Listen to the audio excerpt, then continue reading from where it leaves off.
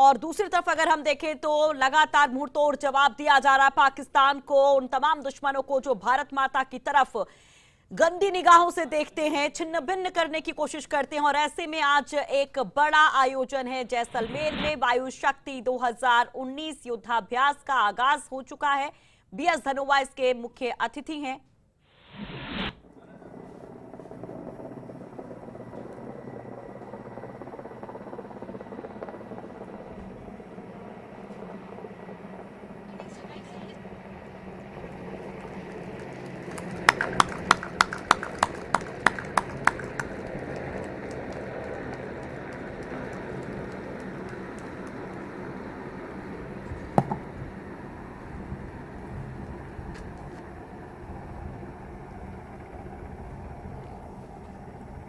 In exercise Gagan Shakti, we showed the way we would fight.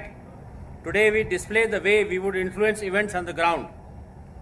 We are showcasing our ability to hit hard, hit fast, hit with precision, hit during day, hit during night, and hit under adverse weather conditions through our autonomous bombing capability. While showcasing our strike capability, we don't let our air defense guard down. Should the enemy choose to respond, we are displaying our ability to shoot him down through our airborne and ground-based air defense systems. While wars are fought few and far between, we have an ever-present sub-conventional threat, as the enemy knows he cannot defeat us in a conventional conflict. So today, we showcase our ability to punish, our ability to insert and extricate troops from hostile territories. Ladies and gentlemen, close to 140 fighters, helicopters and transport aircraft operating from a variety of bases will take part in this event.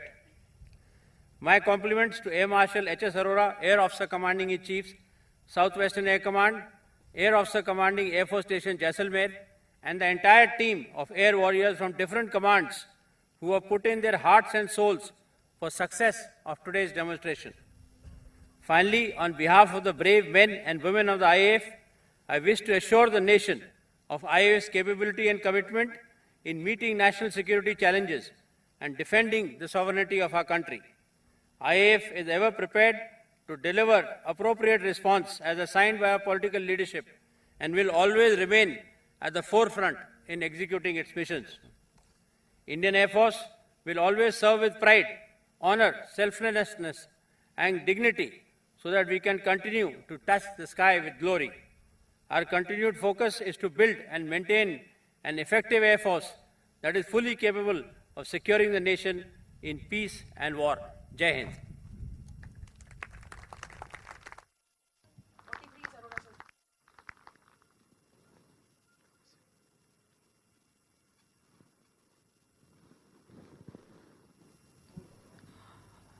Ladies and gentlemen, marking the momentous occasion, those were the three Mi-17 V5s of the Indian Air Force flying in big formation, trooping the Indian Air Force ensign and the Southwestern Air Command ensign.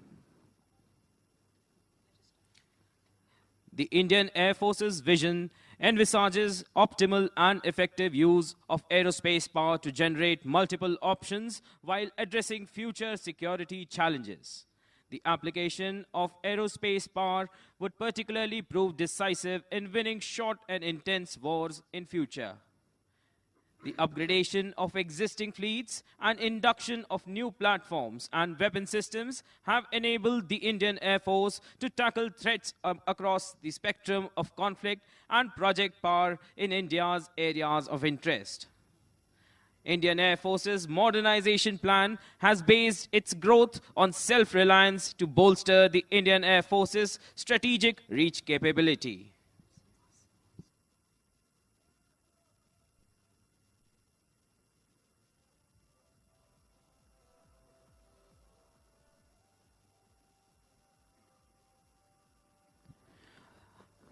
Ladies and gentlemen, Air Officer Commanding-in-Chief, Southwestern Air Command, Air Marshal H.S. Arora, Ati Vishisht Seva Medal, shall now take permission from the Chief of the Air Staff to commence the Vayu Shakti 2019 display. Sir, may I have permission to start exercise Vayu Shakti 2019? Thank you, sir.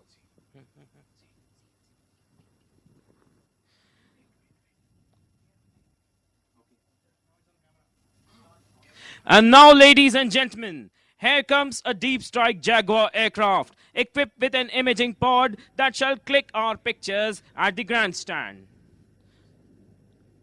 A big round of applause, ladies and gentlemen.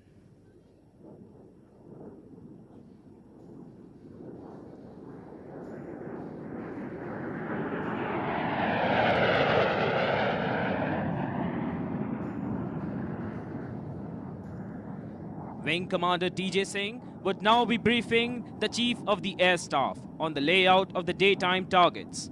Please pay close attention to the screens and get ready to know the enemy.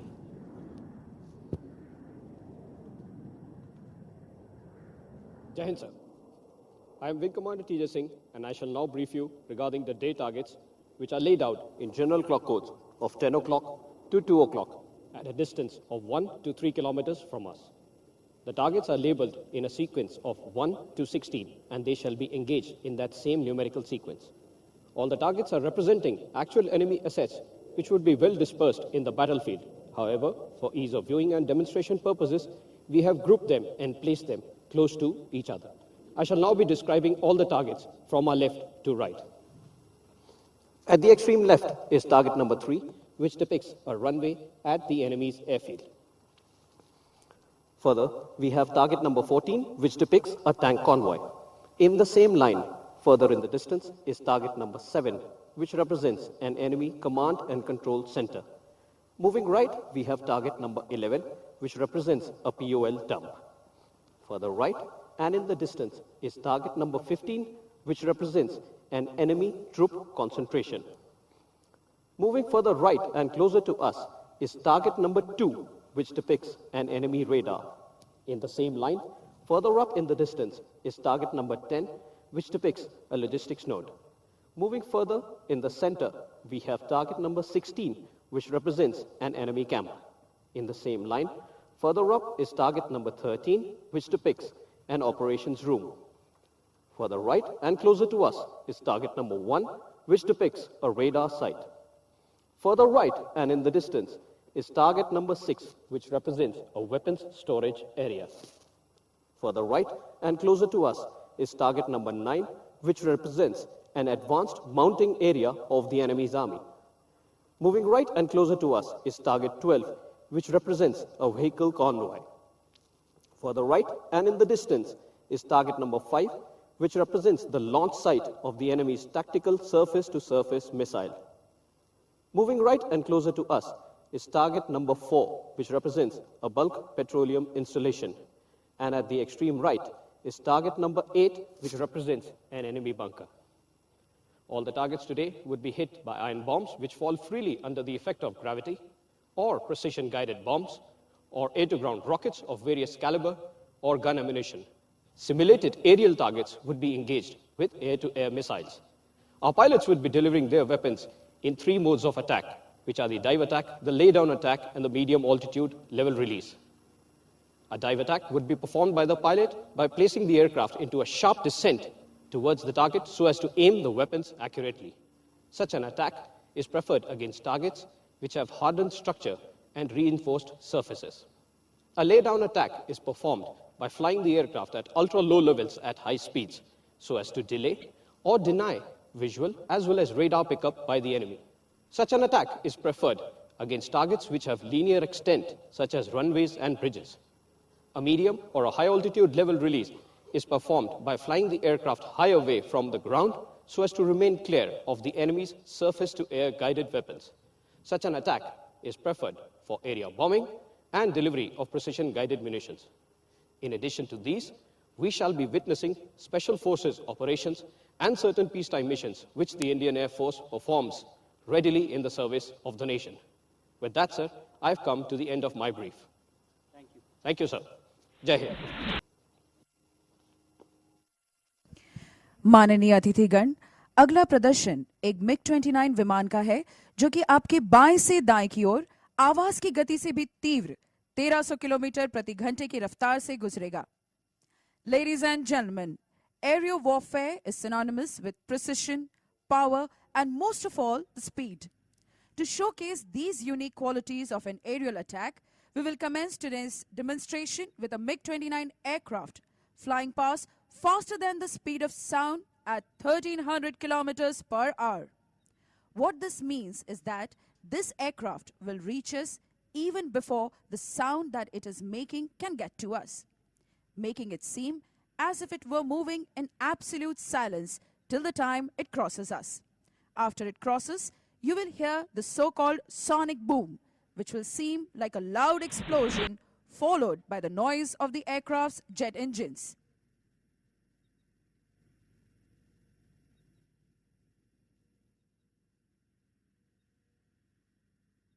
Ladies and gentlemen, please strain your eyes towards the left. The MiG-29 is now in view. It will have no sound. Tune into the silence.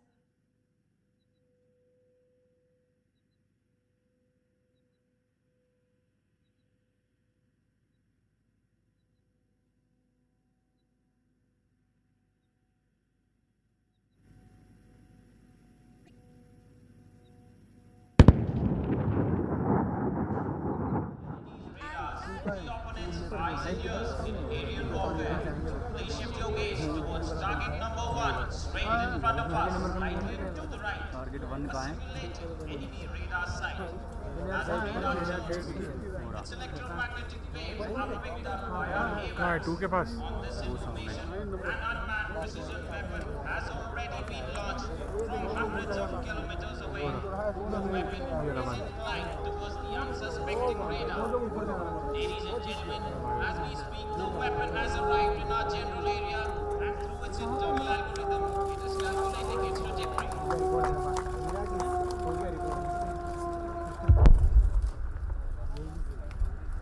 The weapon impacts. The radar has been disabled, and we have created a gap in the enemy's defense coverage.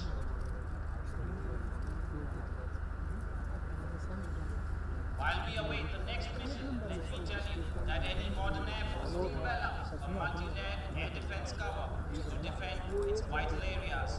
The enemy too would have an array of radars covering its airspace from high altitudes in excess of 20,000 feet to right down to tens of feet at low levels. Targeting of enemy radars is grouped under counter-air operations and specifically under suppression of enemy air defense, or SEAD.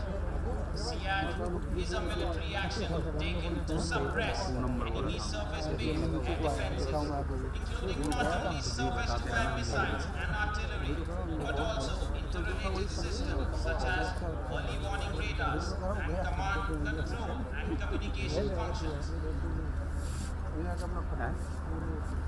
वही तो 2 है।